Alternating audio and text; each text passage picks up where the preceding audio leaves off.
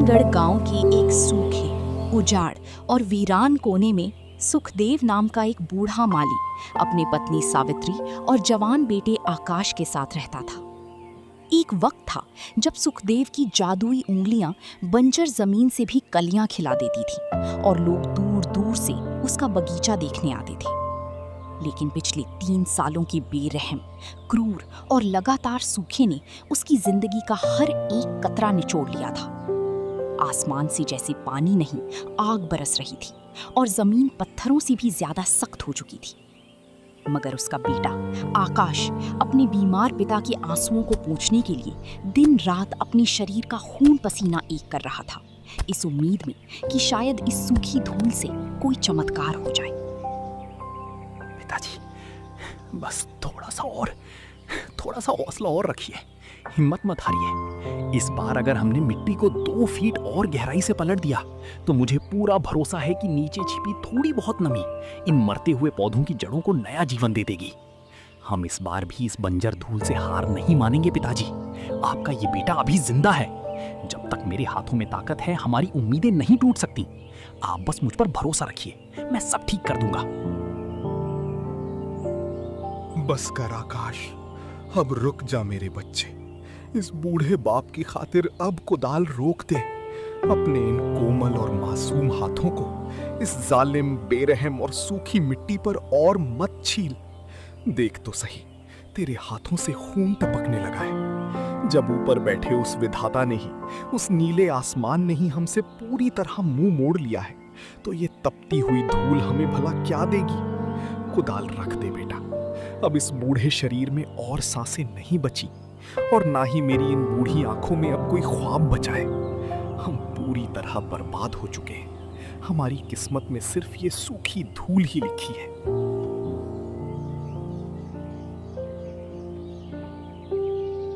आप ऐसा क्यों बोलते हैं पिताजी?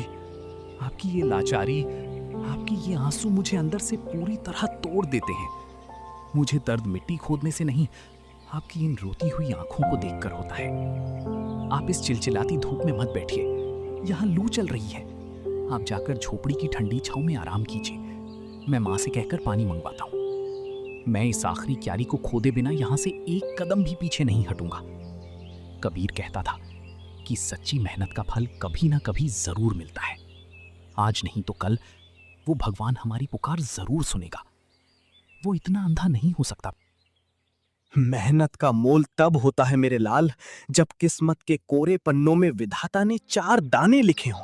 देख तो सही, इस मिट्टी का रंग सफेद पड़ चुका है, जैसे किसी ने इसका पूरा खून निचोड़ लिया हो। ये कोई जमीन नहीं है आकाश, ये मेरी जिंदगी की आखिरी उम्मीद की कब्र है जो यहाँ मेरे सामने दफन हो रही है। और सबसे बड़ा डर तो ये है कि इस कब्र पर बलबीर साहूकार की गिद्ध जैसी नजर लगी है। वो हमें चैन से मरने भी नहीं देगा। पिताजी, वो बलबीर साहूकार कुछ नहीं कर पाएगा, उसे देख लेंगे। फिलहाल अभी घर चलते हैं। चलो पिताजी, आओ।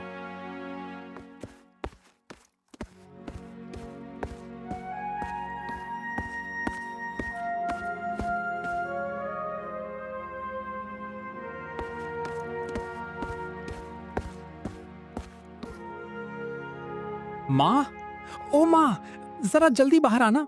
मिट्टी के लोटे में थोड़ा ठंडा पानी लेकर आना, धूप बहुत तेज है। पिताजी का सिर चकरा रहा है, उन्हें चक्कर आ रहे हैं। जल्दी करो माँ, देर मत करना।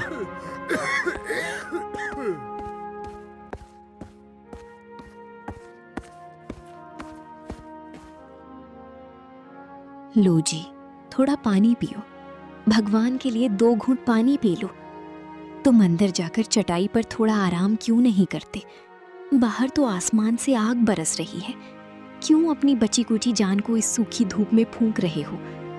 आकाश जवान है, वो अकेला जैसे तैसे देख लेगा। तुम अपनी इस सेहत के साथ खेत पर क्यों अड़े हुए हो? अंदर चलो जी। क्या देख लेगा सावित्री? जब जमीन की आत्मा ही अंदर से पूरी तरह मर चुकी हो, तो इस सूखे तने को ऊपर से थोड़ा पानी देने से क्या होगा? बलबीर साहूकार का कर्ज का पहाड़ दिन ब दिन बड़ा होता जा रहा है। रात को जब उसकी मोटरसाइकिल की वो भयानक और भारी आवाज दूर पक्की सड़क से आती है, तो मेरी छाती में डर के मारे तेज दर्द होने लगता है। मेरी धड़कनें रुकने लगती हैं सावित्री। मुझे डर है कि वो हमारी ये आखिरी झोपड़ी भी हमसे छीन लेगा और हमें इस उम्र में रास्ते पर भीख मांगने के लिए खड़ा कर देगा। पिताजी, आप उस बलबीर साहूकार की चिंता करना बिल्कुल छोड़ दीजिए।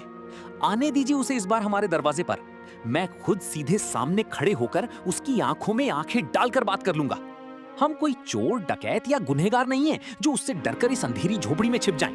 हमारी गरीबी हमारा गुनाह नहीं है और मैं अपने जीते जी अपनी जमीन की 1 इंच मिट्टी भी उस जालिम के हवाले नहीं होने दूंगा।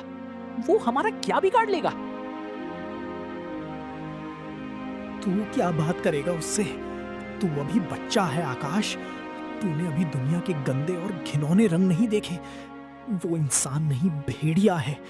उसे सिर्फ दूसरों की लाचारी का तमाशा देखना, उनका फायदा उठाना और जमीनें छीनना आता है। किसी की मजबूरी समझना नहीं।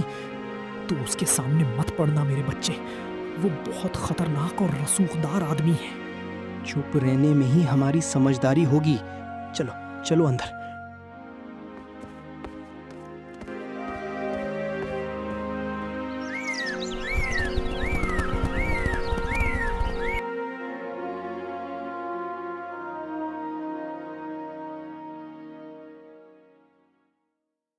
अगले दिन आकाश और उसके पिता फिर खेत में काम करने जाते हैं। तभी अचानक गांव की पक्की सड़क से बलबीर साहूकार अपनी चमचमाती गाड़ी और 2 भारी भरकम लठैतों के साथ वहां आ धमका। उसकी गाड़ी का वो तीखा, कान फाड़ने वाला तेज हॉर्न सुखदेव के कानों में पिघले हुए शीशे की तरह लगा, जिसने पूरे खेत के सन्नाटे को एक पल में गहरे खौफ और दहशत में बदल दिया।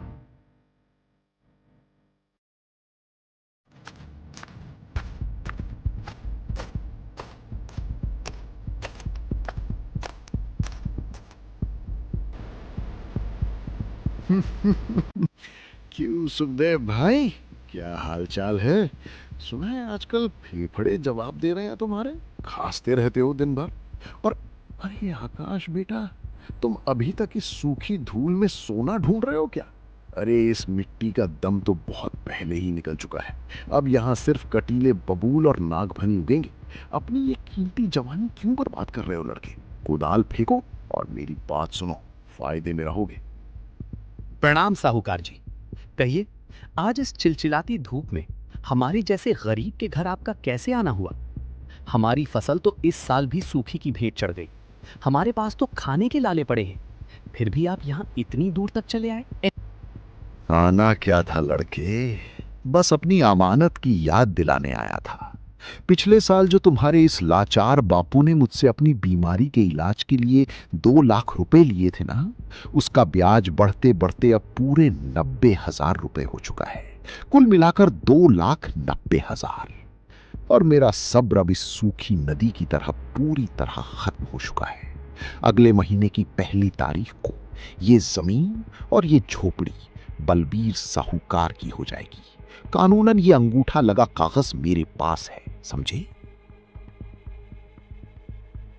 आप हमें हमारे ही खेत पर खड़े होकर हमारे ही बीमार पिता के सामने इस तरह खुलेआम धमकी दे रहे हैं साहूकार जी? कानून नाम की भी कोई चीज होती है इस देश में, या आप खुद को ही इस पूरे गांव का भगवान और कानून समझते हैं? हम आपका पैसा मार नहीं रहे हैं, ना ही भाग रहे हैं, बस थोड़ा वक्त ही तो मांग रहे हैं। फसल होने दीजिए, मेहनत करके आपकी पाई पाई चुका दूंगा। धमकी नहीं, सीधी सलाह दे रहा हूं लड़के। वक्त रहते ये बंजर जमीन मेरे नाम लिख दो तो इज्जत भी बच जाएगी और हाथ में 2-4 हजार रुपए भी दे दूंगा, ताकि शहर जाने का बस का टिकट निकल आए। वरना इस गांव के बाजार में तमाशा बनते देर नहीं लगेगी। चलता हूं सुखदेव भाई।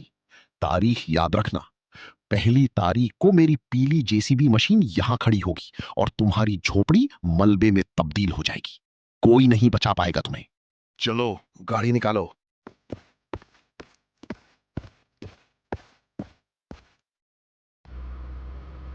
बलबीर के जाने के बाद खेत में ऐसा खौफनाक और डरावना सन्नाटा छाया कि सुखदेव का बूढ़ा और कमजोर दिल ये भारी सदमा बर्दाश्त नहीं कर पाया।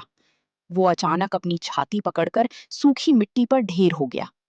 पिताजी, पिताजी क्या हो गया आपको? उठो पिताजी, उठो। उसे आनन फानन में गांव के सरकारी अस्पताल की एक छोटी सी कमरे में भर्ती कराया गया, जहां उसकी जिंदगी और मौत के बीच गहरी जंग चल रही थी। आकाश बाहर खड़ा अपनी किस्मत पर रो रहा था।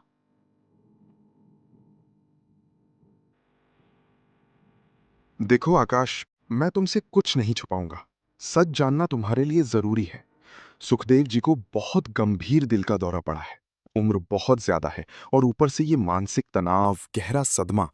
उनका शरीर अब जवाब दे रहा है। हमने मशीनों की मदद से जैसे तैसे उनकी जान तो बचा ली है, लेकिन अब वो कभी भी खेत में कुदाल या हल नहीं उठा पाएंगे। इन्हें पूरा आराम चाहिए।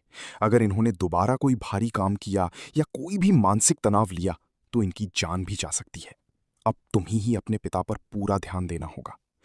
कुछ देर बाद अपने पिता को घर ले जाना।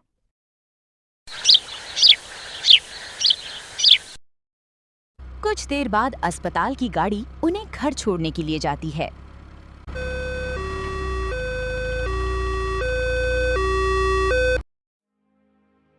पिताजी, डॉक्टर ने कहा है अब आपको आराम की जरूरत है।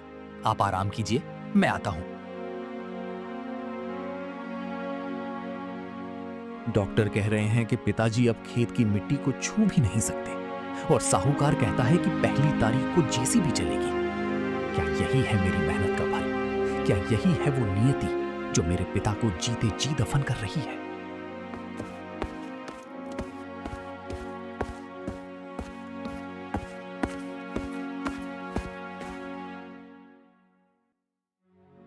बेटा आकाश, तू खुद से क्या बातें कर रहा है? बेटा अब सब छोड़ दे। चल, इस जमीन को बलबीर के नाम लिख देते हैं। तेरी जान और तेरे पिता की सांसें इस जमीन से कहीं ज्यादा कीमती हैं। क्या करेगा तू ऐसी मिट्टी का जो सिर्फ खून मांगती है? नहीं माँ, अगर आज मैंने हार मान ली तो कल का सूरज मेरे पिता की आंखों में वो लाचारी फिर से लाएगा। मैं जानता हूं कि वो जमीन बंजर नहीं है, वो मेरे पिता के पसीने की गवाही है। मैं कल शहर जाऊंगा। सुना है वहां सरकारी बीज भंडार और कृषि केंद्र में आधुनिक तरीके सिखाते हैं। अगर कुदाल से मिट्टी नहीं पलट रही तो मैं विज्ञान का सहारा लूंगा। मैं वो कर्ज चुका कर रहूंगा मां।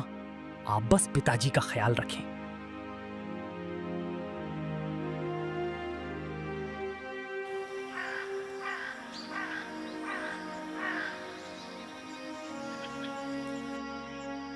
उसी रात आकाश अपने खेत में जाता है। आधी रात का सन्नाटा उस बंजर जमीन की कराहों को और भी स्पष्ट कर रहा था। आकाश अपनी जादुई विरासत को तलाश रहा था, वो हुनर जो उसके पिता के हाथों में था। उसने मिट्टी को हाथ में लिया, उसे सूंघा और अचानक उसे महसूस हुआ कि मिट्टी में नमी तो है, लेकिन वो सतह के नीचे नहीं, बहुत गहराई में कहीं सोई हुई है। क्या ये पागलपन था या फिर उसकी रगों में दौड़ रहा उसके पिता का वो पुराना अनुभव जो उसे सही दिशा दिखा रहा था? लोग कहते हैं कि मेहनत का फल मीठा होता है, पर मुझे बस इतना चाहिए कि ये जमीन कम से कम एक फसल के काबिल हो जाए। बलबीर साहूकार, तुम्हारी जेसीबी के आने से पहले मैं यहाँ उम्मीद की ऐसी जड़ें जमा दूंगा कि तुम्हें अपनी मशीन वापस लेकर जानी पड़ेगी। कल मुझे कुछ ना कुछ करना पड़ेगा। आकाश को आभास हो गया था कि उसकी फसल हो ही जाएगी और उसके बाद वो वापस घर चला जाता है।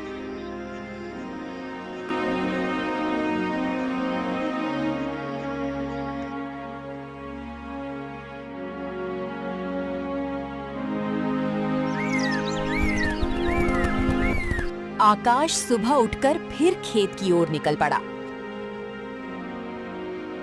आकाश के पास सिर्फ 7 दिन बचे थे। 7 दिन, साहूकार का कहर और मौत से जूझते पिता की सांसें। उसने ठान लिया था कि वो हार नहीं मानेगा। उसने अपनी झोपड़ी के पीछे के पुराने कुएं में झांका जो वर्षों से सूखा पड़ा था, और उसे एक ऐसी चीज दिखी जिसने उसकी उम्मीदों को एक नया मोड़ दे दिया। आकाश कुएं में उतरा और मिट्टी को छूने लगा। उसे मिट्टी में गीलापन की आभास हुई और वो कुदाल से खोदने लगा। कुछ देर बाद अचानक कुएं से पानी का फव्वारा बाहर निकल पड़ा। आकाश तुरंत कुएं से बाहर निकला।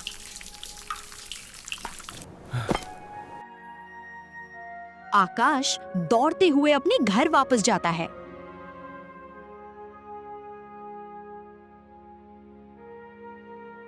माँ, पिताजी, मिल गया।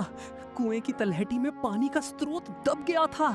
ये सूखा नहीं था, ये तो बस अपने ही धूल में कैद था। भगवान, तुमने सुन ली मेरी पुकार। माँ, मैं सही कह रहा हूँ। हे भगवान, तूने हमारी पुकार सुन ली। माँ, अब मैं अपने खेत में जाकर दिन रात मेहनत करूंगा और उस बलवीर सेठ की जितने भी पैसे उधार हैं उसको चुका दूंगा। माँ, आकाश ने पूरे खेत में पाइप बिछा दिए। वो पसीने से लथपथ है, उसके हाथ छिले हुए हैं, लेकिन खेत में एक हरापन सा नजर आ रहा है। तभी दूर से धूल उड़ती हुई दिखाई देती है। आकाश दौड़कर अपने घर की ओर भागता है। साहूकार की गाड़ी और साथ में एक पीली जेसीबी मशीन आती है। बधाई हो सुखदेव, आज तुम्हारी झोपड़ी मलबे का ढेर बन जाएगी। जेसीबी ड्राइवर, शुरू हो जाओ। मुझे अब एक पल की भी देरी मंजूर नहीं है। रुको साहूकार, जेसीबी का इंजन बंद करो। ये जमीन अब बंजर नहीं है। कुएं का पानी निकल आया है और हमने वो फसल उगा दी है जिसका वादा मैंने किया था। फसल? कौन सी फसल? 2 दिन में क्या उगा लिया तूने? पागल हो गया है क्या? 2 दिन में नहीं, पिछले कई हफ्तों की मेरी और मेरे पिता के आशीर्वाद की मेहनत का नतीजा है। ये देखिए, जमीन की नमी वापस आ गई है। रही बात आपके कर्ज की, तो ये रही 2,90,000 रुपए की रकम। कल रात ही मैंने गांव की सहकारी समिति से किसान सम्मान निधि और अपनी मेहनत की उपज के बदले जो अग्रिम राशि मिली थी वो पूरी कर दी है। ये कैसे हो सकता है? इतनी जल्दी ये पैसा कहां से आया? ये गलत है, मैं नहीं मानता। तुम मानो या ना मानो सेठ, लेकिन यही सही है। चलो निकलो अब यहाँ से, और हाँ, अपनी जेसीबी भी अपने साथ ले जाना। बेटे आकाश, आज तू बच गया, लेकिन तुझे कभी ना कभी देख लूंगा। जेसीबी ड्राइवर, गाड़ी वापस लो, चलो।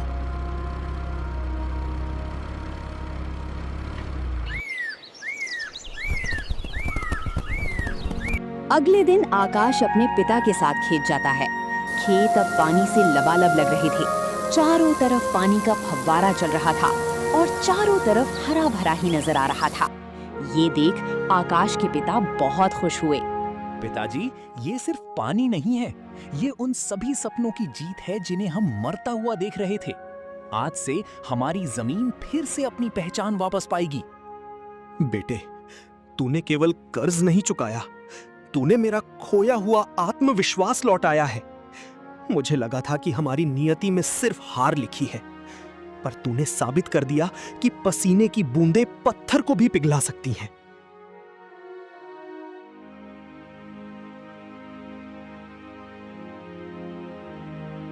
दो महीने बाद आकाश के फसलों में बीज निकलने लगे थे। वहां देख बहुत खुश होता था। यहाँ सिर्फ आकाश खेती नहीं करता, बल्कि पूरे गांव खेती करने लगे। आकाश की बहादुरी से पूरा गांव को पानी की समस्या का समाधान मिल चुका था। लोग खुशी खुशी अपनी जीवन यापन कर रहे थे। आकाश, देख, जो कल तक बंजर था, आज वो जिंदगी से भरा हुआ है। आकाश, अब हमें किसी साहूकार की जरूरत नहीं। ये मिट्टी अब हमें खुद पाल रही है। माँ, ये तो बस शुरुआत है। जब हम अपनी जमीन से जुड़ते हैं तो वो कभी हमें खाली हाथ नहीं लौटाती। हमने इस कुएं को नहीं, बल्कि अपनी आने वाली पीढ़ियों के भविष्य को पुनर्जीवित किया है। जो मिट्टी हमें पालती है, उसे बचाने का कर्ज हमारा ही है। संघर्ष कठिन हो सकता है, लेकिन अगर इरादे अटल हों तो बंजर जमीन भी सोना उगलती है।